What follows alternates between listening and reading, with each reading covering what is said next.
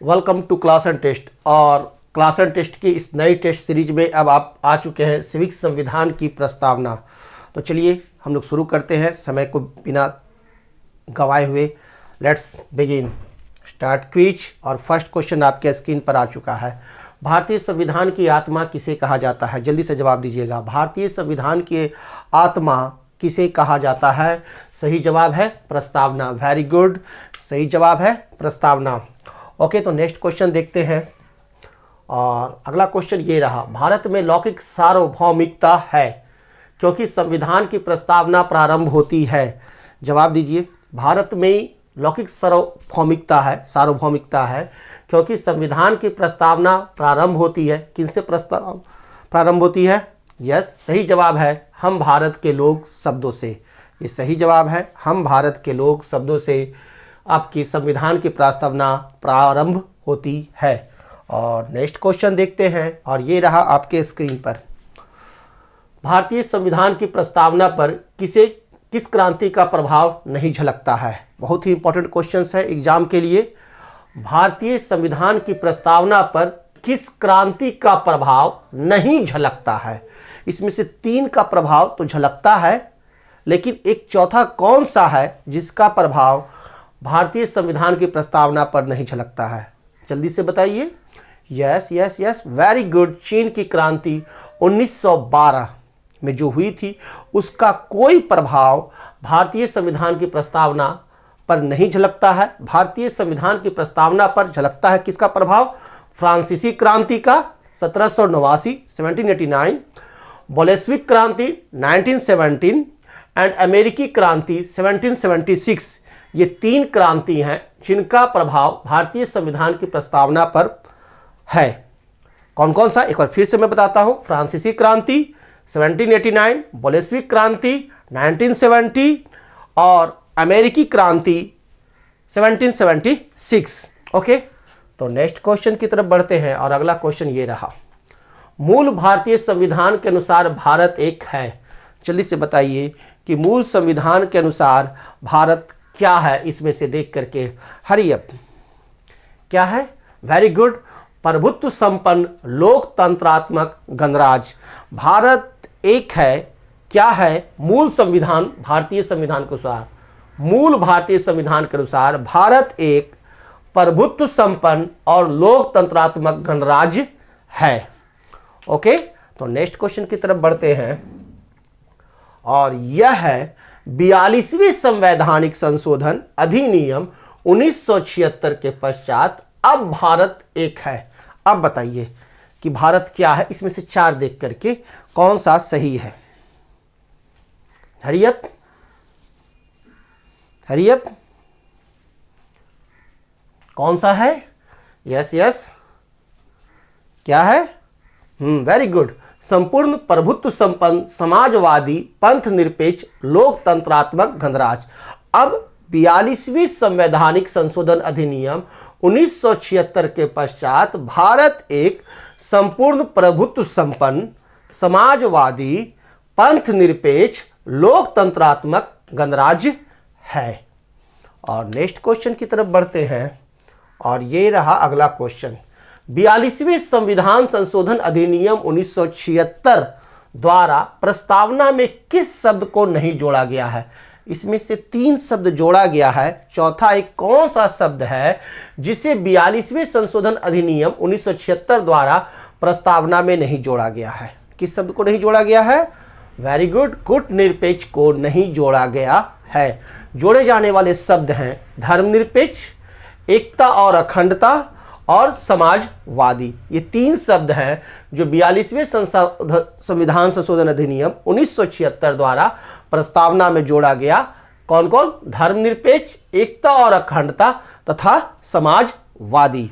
और next question आता है आपके स्क्रीन पर, भारतीय संविधान ने किस प्रकार के लोकतंत्र को अपनाया है? Hurry up. भारतीय संविधान ने किस प्रकार के लोकतंत्र को अपनाया है? वेरी गुड, लोकतांत्रिक राजतंत्र। गलत जवाब है, सही जवाब है लोकतांत्रिक गणतंत्र। भारतीय संविधान ने लोकतांत्रिक गणतंत्र को अपनाया है। और देखिए कंप्यूटर स्क्रीन भी मोहर लगा दिया, वेल डन। ओके, तो नेक्स्ट क्वेश्चन देखते हैं और अगला क्वेश्चन आपके स्क्रीन पर यह रहा। भारतीय संविधान की प्रस्तावना में वर्णित लोकतंत्र को किस रूप में स्वीकारा गया है, बताइएगा। देखिए रीड कीजिए। राजनीतिक राजतंत्र, सामाजिक राजतंत्र, आर्थिक लोकतंत्र की इनमें से सभी। सही जवाब है इनमें से सभी। भारतीय संविधान की प्रस्तावना में वर्णित लोकतंत्र को स्वीकारा गया है कि भारत एक राजनीतिक राजतंत्र है, भारत एक सामाजिक राजतंत्र है और भारत एक आर्थिक लोकतंत्र है। ओके, तो नेक्स्ट क्वेश्चन देखते हैं और यह रहा। भारतीय संविधान की प्रस्तावना के अनुसार भारत के शासन की सर्वोच्च सत्ता किसमें निहित है, बताइए। भारत की सर्वोच्च सत्ता किसमें निहित है, किसमें निहित है? यस, जनता में निहित है। भारतीय संविधान की प्रस्तावना के अनुसार भारत के शासन की सर्वोच्च सत्ता जनता में निहित है। ओके, तो नेक्स्ट क्वेश्चन की तरफ बढ़ते हैं और ये रहा अगला क्वेश्चन। भारत की संप्रभुता, एकता तथा अखंडता को अक्षुण्ण बनाए रखने तथा उसकी रक्षा करने का प्रावधान किया गया है, किसमें किया गया है, जल्दी से बताएंगे। वेरी गुड, सही जवाब है प्रस्तावना में। भारत की संप्रभुता, एकता तथा अखंडता को अक्षुण्ण बनाए रखने तथा उसकी रक्षा करने का प्रावधान किया गया है प्रस्तावना में, ये ध्यान देंगे। और नेक्स्ट क्वेश्चन। भारतीय संविधान की प्रस्तावना में जिन आदर्शों एवं उद्देश्यों की रूपरेखा दी गई है उनके आगे व्याख्या की गई है। किसकी व्याख्या की गई है? हरी अप, जल्दी से बताएंगे। यस, मूल अधिकार, राज्य के नीति निर्देशक सिद्धांतों एवं मूल कर्तव्यों में। यह सही जवाब है कि भारतीय संविधान की प्रस्तावना में जिन आदर्शों एवं उद्देश्यों की रूपरेखा दी गई है उनके आगे व्याख्या की गई है मूल अधिकार, राज्य के नीति निर्देशक सिद्धांतों एवं मूल कर्तव्यों में। तो नेक्स्ट क्वेश्चन की तरफ बढ़ते हैं। संविधान सभा में प्रस्तुत उद्देश्य प्रस्ताव में अभिव्यक्ति विचार को भारतीय संविधान के किस भाग में पूर्णतः शामिल किया गया है? जवाब देंगे। यस, वेरी गुड, प्रस्तावना। संविधान सभा में प्रस्तुत उद्देश्य प्रस्ताव में अभिव्यक्ति विचार को भारतीय संविधान के प्रस्तावना भाग में पूर्णतः शामिल किया गया है। ये सही जवाब है प्रस्तावना। ओके, तो नेक्स्ट क्वेश्चन है, भारतीय संविधान की प्रस्तावना से क्या स्पष्ट नहीं होता है? जल्दी से बताएंगे कि भारतीय संविधान की प्रस्तावना से इनमें तीन तो स्पष्ट होता है, एक चौथा जो है वो स्पष्ट नहीं होता है। क्या?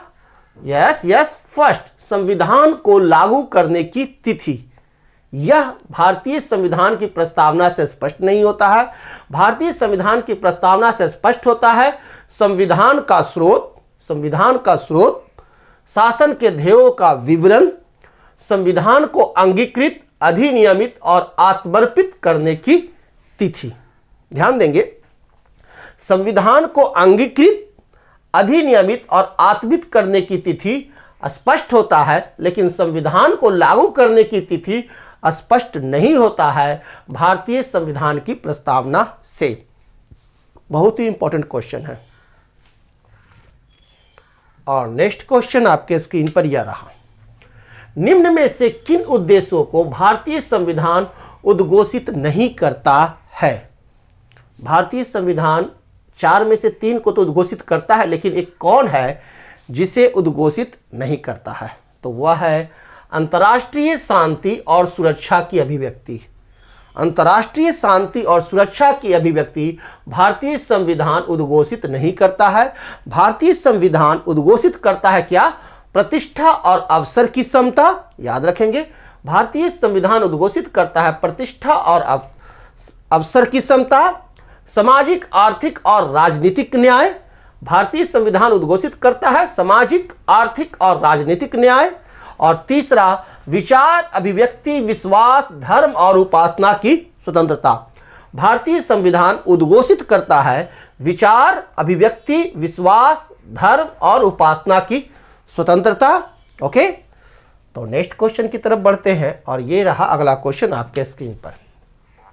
भारतीय संविधान की प्रस्तावना में देश का कौन सा नाम उल्लिखित है?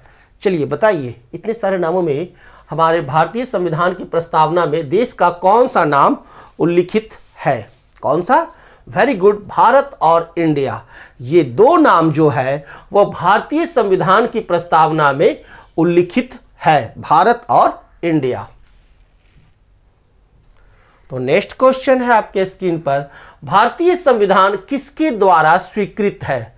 भारतीय संविधान किसके द्वारा स्वीकृत है? भारत की जनता द्वारा। याद रखेंगे, भारतीय संविधान भारत की जनता द्वारा स्वीकृत है। तो नेक्स्ट क्वेश्चन यह रहा, भारत की संप्रभुता किसमें निहित है? भारत की संप्रभुता किसमें निहित है? किसमें निहित है? यस, भारत की जनता में। भारत की संप्रभुता भारत की जनता में निहित है। ओके, तो नेक्स्ट क्वेश्चन है यह रहा, भारतीय संविधान को संविधान सभा द्वारा अंगीकृत किया गया। कब अंगीकृत किया गया? यस, वेरी गुड, 26 नवंबर 1949 को भारतीय संविधान को संविधान सभा द्वारा अंगीकृत किए जाने वाली तिथि है 26 नवंबर 1949। सबमिट, सही जवाब है। और नेक्स्ट क्वेश्चन है आपके स्क्रीन पर, भारत का संविधान पूर्ण रूप से तैयार हुआ।